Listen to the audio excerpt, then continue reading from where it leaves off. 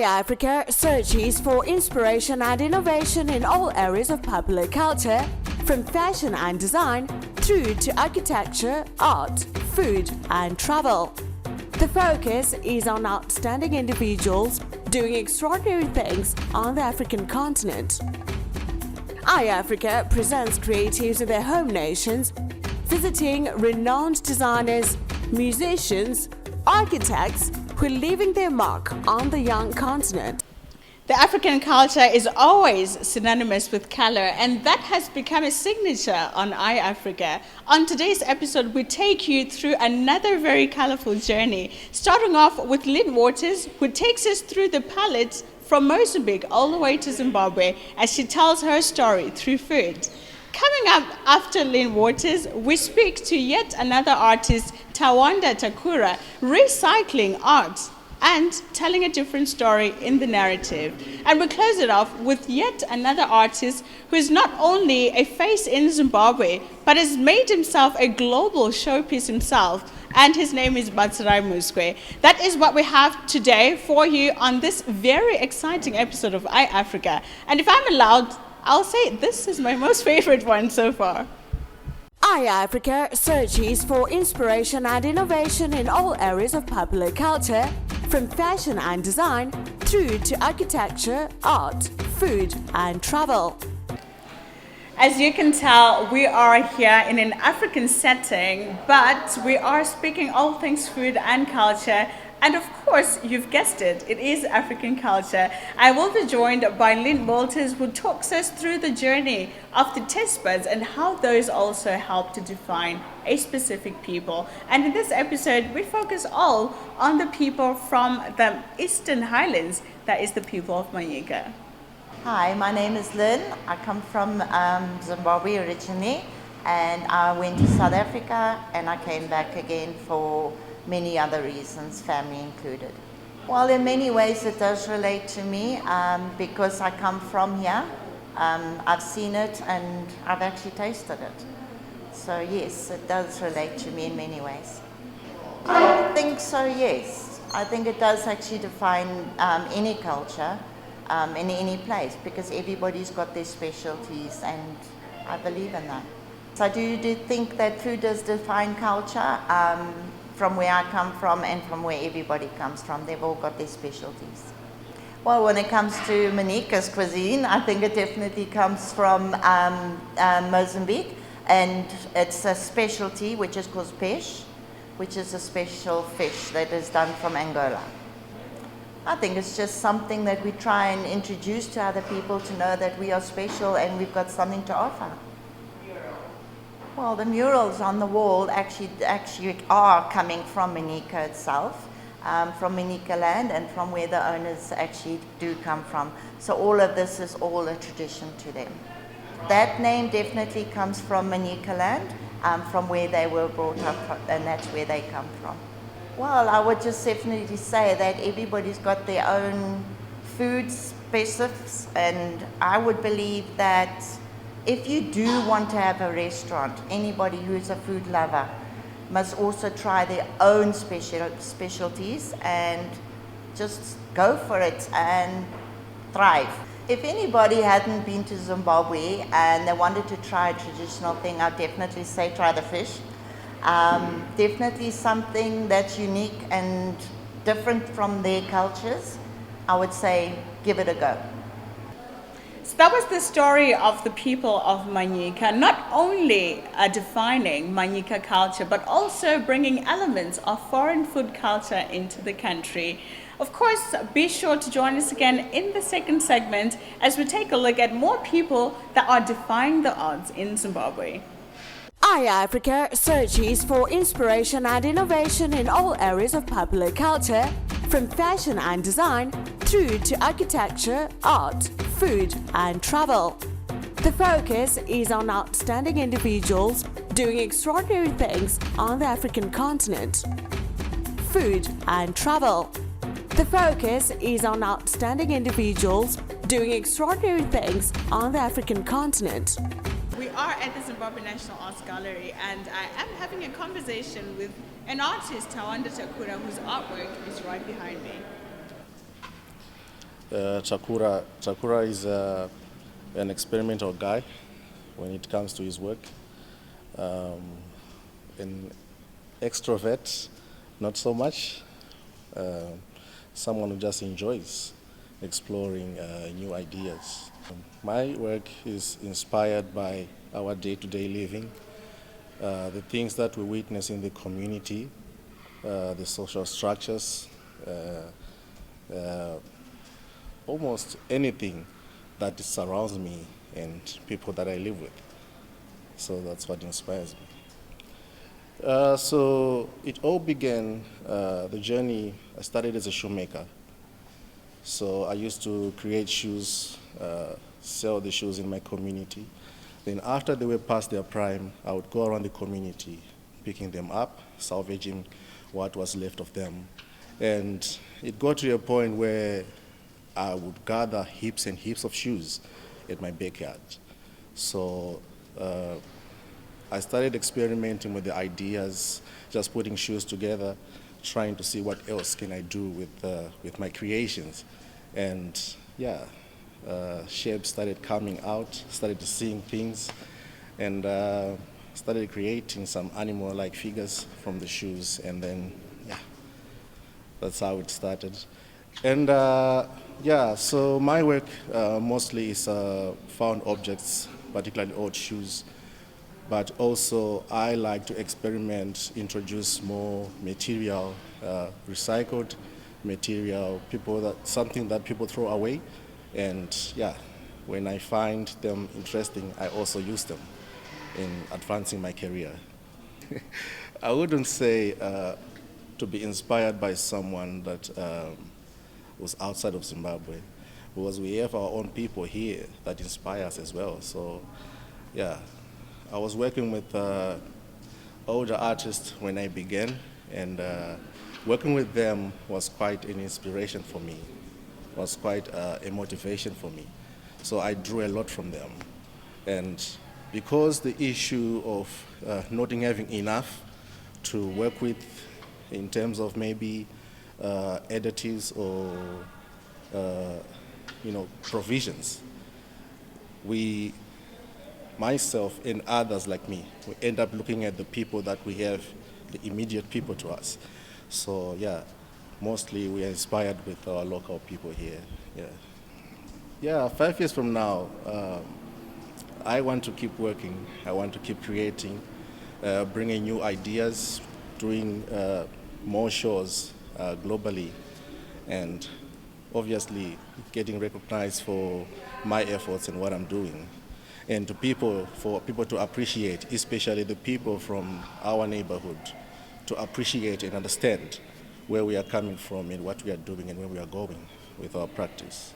Okay, so to the people that supported me, I would really like to thank my aunt, Lorraine Chirenje, my sister Sharon Takura, brother Ronnie, even friends and mentors that have mentored me. I had Mishek, who mentored me, Gary, Portia, and friends that also have mentored me in this journey.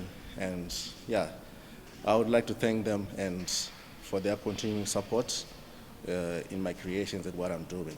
It wouldn't be easy if it wasn't for them and the time they invested in me as well and the support. So thank you. That was the story of an artist, Tawanda Takura, obviously dreaming bigger for not just himself, but for every Zimbabwean artist. Join us again for the next segment as we talk to yet another local artist. iAfrica searches for inspiration and innovation in all areas of popular culture, from fashion and design through to architecture, art, food, and travel. The focus is on outstanding individuals doing extraordinary things on the African continent.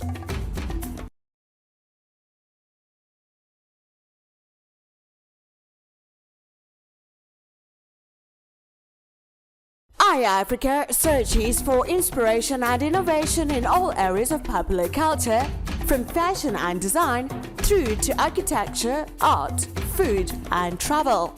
The focus is on outstanding individuals doing extraordinary things on the African continent.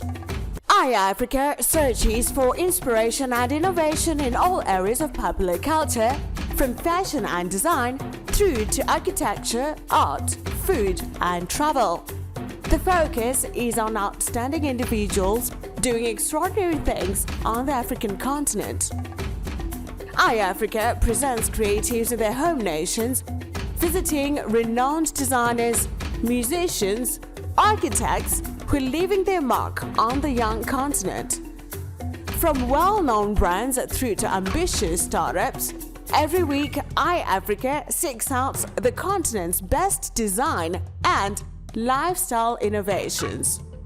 Join me, your host Nicole Jamu, as we take a round trip across Africa and get you inspired, motivated, and future-oriented. In the spirit of celebrating and recognizing art, we jet off to the streets of London, where David Sunyama, a creative, is riding on the wave of AI, creating portraits and images that are sure to drop your jaw to the floor.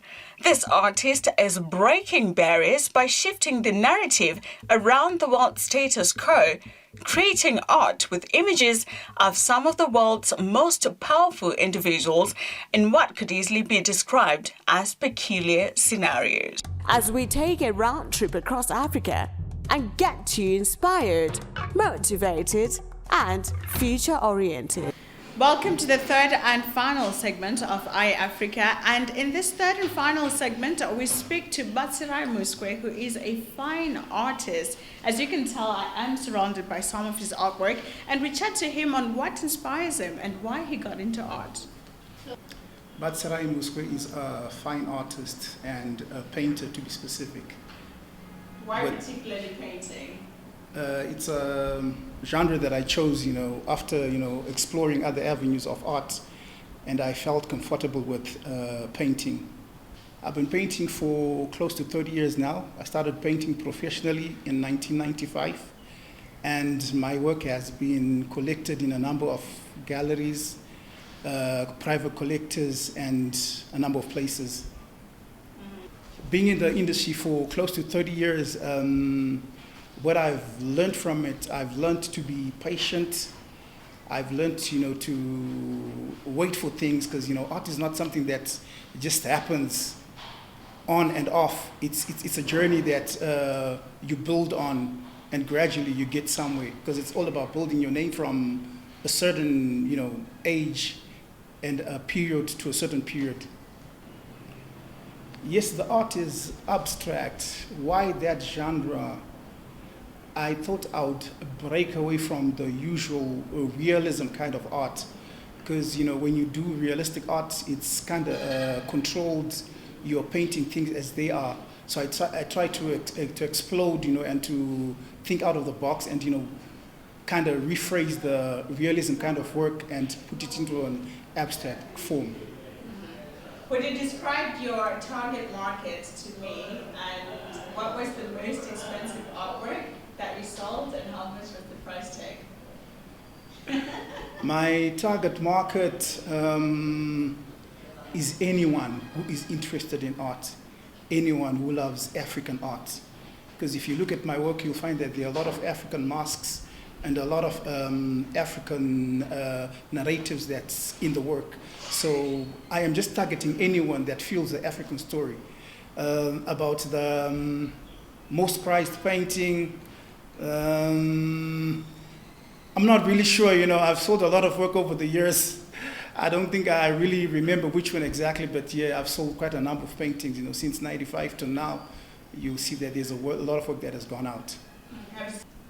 Well-known celebrity of late, there are some guys, I think it's a group from the States, they're called Coldplay.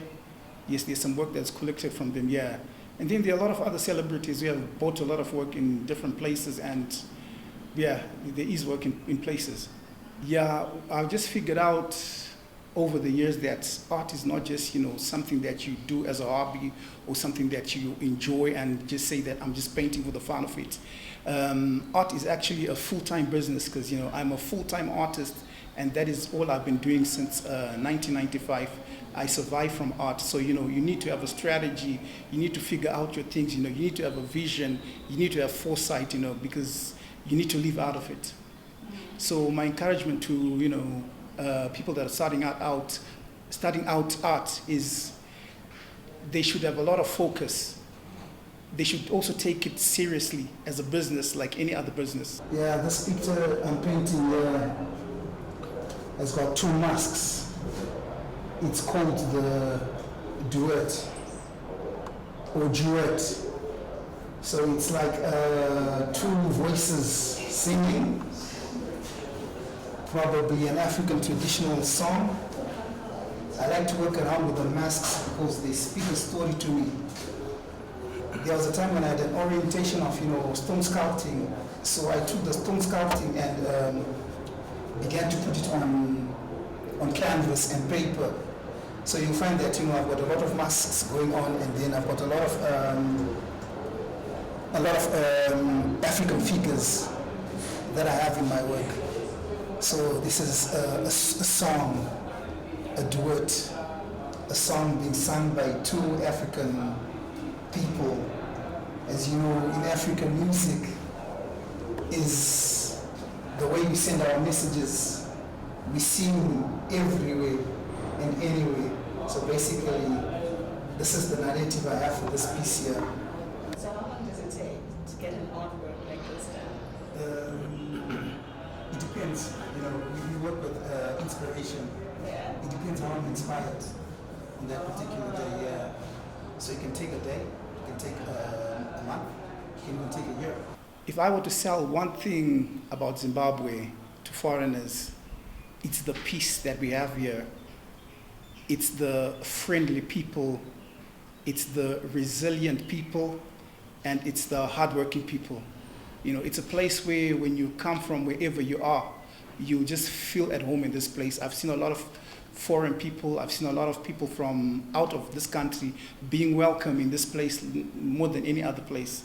I've traveled in a number of places, and I think Zimbabwe is the best place to be.